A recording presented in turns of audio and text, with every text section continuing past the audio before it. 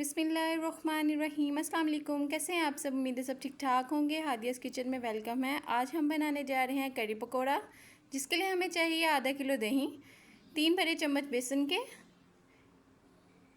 1.5 चम्मच हमें नमक चाहिए और 1.5 चम्मच ही मैं लाल मिर्च का इस्तेमाल करूँगी। आप चाहे तो आप ज़्यादा भी कर सकते हैं, कुछ लोग ज़्यादा खाना पसंद करते हैं।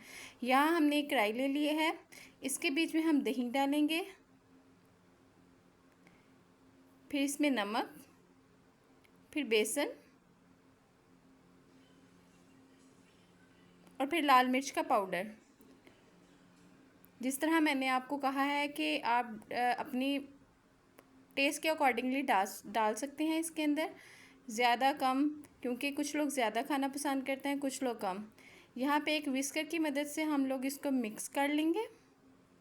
अच्छी तरह मिक्स करने के बाद अब हम इसमें थोड़ा सा पानी ऐड करेंगे।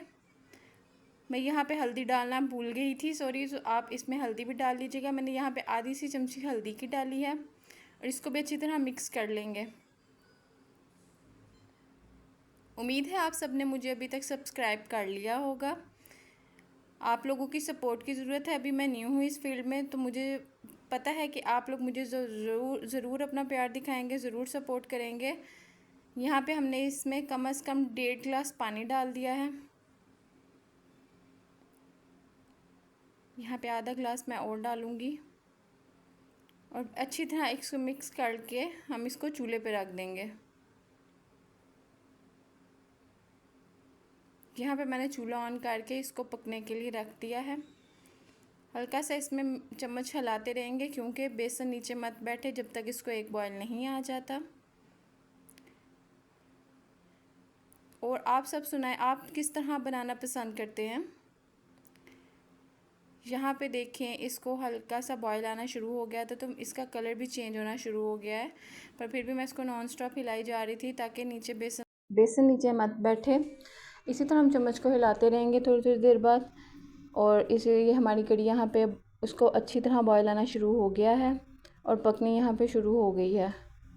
इसके बाद हम पकोड़ों का मिक्सचर रेडी करेंगे, जिसके लिए मैंने 3 आलू लिए हैं और 3 ही प्याज लिए हैं। इनको बरीक बरीक काट लेंगे। आपकी मर्ज़ी है, आप इनको ब्रीक स्लाइसिस में काट लें या फिर इसको छोटे क्यूब्स में काट लें, क्योंकि कुछ लोग बरीक स्लाइस में काटना पसंद करते हैं, जैसे ये फ्राइज़ की तरह के होते हैं। कुछ लोग क्यूब्स में, मुझे बेसिकली इस तरह के पसंद है, इसलिए मैंने इस तरह के काट के डालती हूँ। आप लोगों को अगर क्यूब्स में पसंद है तो आप क्यूब्स में भी डाल सकते हैं। यहाँ पे मैंने आलू कट करके अब मैंने प्याज कट करना शुरू कर दिया था। इसी तरह हम प्याज़ों को भी बारीक बारीक काट लेंगे। मुझे अपना फ़ीडबैक ज़रूर दीजिएगा कि आप लोग अपने घर में किस तरह बनाते हैं, और मुझे ये भी बताइएगा कि नेक्स्ट रेसिपी आपको किस चीज़ की चाहिए, ताकि मैं आपके लिए आपकी मर्ज़ी मुताबिक चीज़ें लेकर आती रहूँ, नई से नई रेसिपीज़ लाती रहूँ। जैसे जैसे आप मुझे फ़ीडबैक देते जाएंगे, मुझे उतना ही आपकी तरफ से प्यार मिलता जाएगा। यहाँ पे अब मैंने पकौड़ों का मिक्सचर करना शुरू कर दिया है। उसके अंदर मैंने लाल मिर्च डाली है और इसके अंदर मैंने सारे सिजलिंग डाले हैं, जो मैं अभी यहाँ पे साथ आपको लिख दूँगी ताकि आपको इजी रहे। यहाँ पे मैंने धनिया डाल दिया है। यहाँ पे हमारी कड़ी जो है वो थोड़ा सा गाढ़ा होना शुरू हो गई है। माशाल्लाह माशाल्लाह, देखें कितना खूबसूरत लग रही है, कितना खूबसूरत कलर आया है इसका। इसी तरह अब पकोड़ों का मिक्सचर रेडी करने के बाद मैंने एक कढ़ाई में ऑयल डाल के चूल्हे पे रख दिया। अब इस एक एक करके हम इसमें पकोड़ा डालना शुरू करेंगे। अभी मैं न्यू हूँ, मैं आहिस्ता आहिस्ता आपके लिए चीज़ें न्यू लेकर आती रहूँगी। जैसे जैसे आप मुझे सपोर्ट करेंगे, मुझे उम्मीद है कि आप मुझे बहुत ज़्यादा प्यार दिखाएंगे अपना, और मैं इंशाल्लाह आपके लिए इसी तरह अच्छी से अच्छी चीज़ें लाती रहूँगी।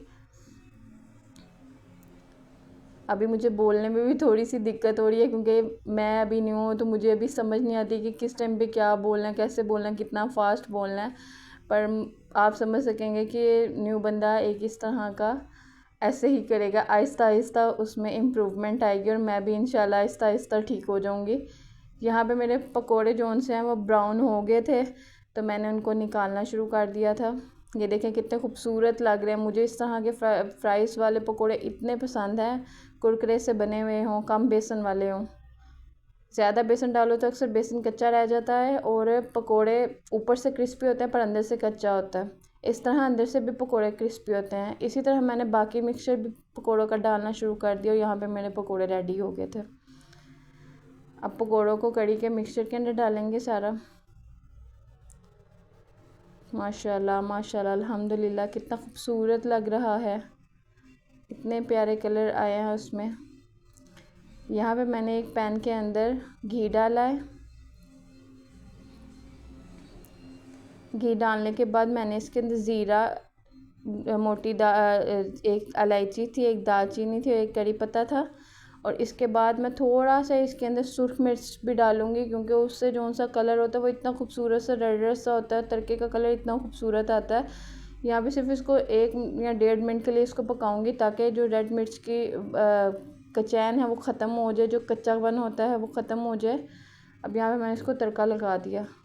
देखिए कितनी खूबसूरत सा कलर आ रहा है, कितना खूबसूरत सा है। बहुत मज़े का और बहुत जल्दी बनने वाली चीज़ है ये। घर के मसालों में कोई बाहर का दूसरा मसाला नहीं है, ये ऑल टाइम घर में अवेलेबल होते हैं इस तरह के मसाले। मैंने घर के ही मसालों के साथ इसको रेडी किया है। बहुत ही खूबसूरत और बहुत ही मज़े की। यहाँ पे हमारी कड़ी तैयार हो गई है। माशाल्लाह माशाल्लाह अल्हम्दुलिल्लाह, बहुत ही मज़े की, बहुत ही यमी, बहुत ही मज़े का टेस्ट है। कुछ लोग खट्टा दही इस्तेमाल करते हैं, अगर उनका दही खट्टा नहीं है तो आप लीमू और सिरका भी इस्तेमाल कर सकते हैं, जिससे इसका टेस्ट बहुत ही मज़े का हो जाता है। यहाँ पे मैं टेस्ट करने लगी थी, बहुत मज़े के, रहा नहीं था जा रहा उसका रंग देख के और उसकी शक्ल देख के।